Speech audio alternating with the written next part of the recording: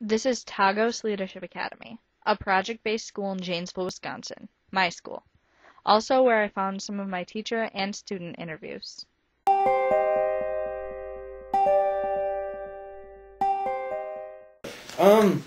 It started, actually, I'm going to go back 3 years. I was dating a girl, and she got me into the whole GSA at Parker.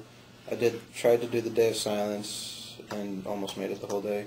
And then last year when I came here, I tried to start one with a fellow student, and I chose the wrong person, and it never got off the ground. And then this year, I watched the National Equality March on my very crappy 70s TV that I had in my room, and I thought I should do something like this, because they were always talking about doing things in your community and making a difference. And I was like, well, hey, let's kick it off this year.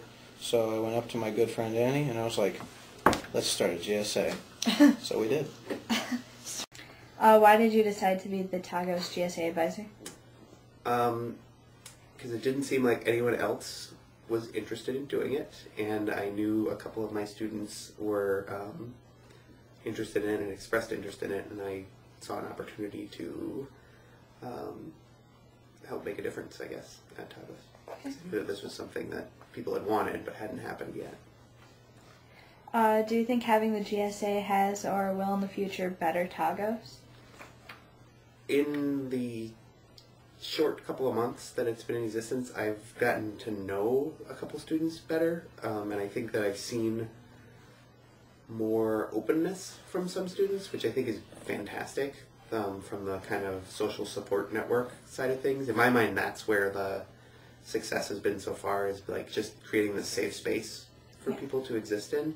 And I'm hopeful that in the future that safe space is going to be expanded to the school as a whole, if we can start doing things like Day of Silence-esque things, but on a larger scale, like, you know, trying to eliminate use of "that's so gay" and, you know, "that's retarded," which drives me crazy, that sort of thing. What hopes do you have for the GSA for the future? I hope that it can be self-sustaining. I certainly don't intend to not be here at any point in the near future, but I want it to be something that, regardless of which students are involved or which advisor or whatever is involved, that it can keep running. And we're clearly, I mean, no organization that's only a few months old is going to be there yet, so I'm hoping that we will get there. And I'd also like to see more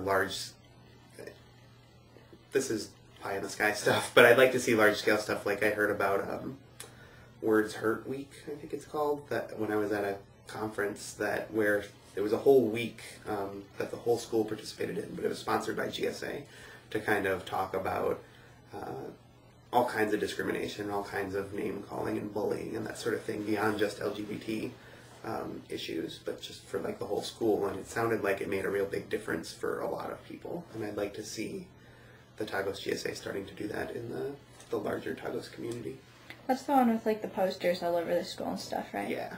I saw, they have a really great video, it's probably on YouTube, of like the school produced a video, or the GSA produced a video about the Words Hurt Week, where they played music and showed like people holding up the posters that they had made that talked about, like, I think it was each student organization came up with their own, like, sponsored a poster basically, and the posters would be either like the stereotypes that are used against them, or the stereotypes that they had heard being used, or something along those lines. I don't remember the details, but it seemed really powerful. Yeah, it sounds like it would be really, really, like a really good thing for this school to do.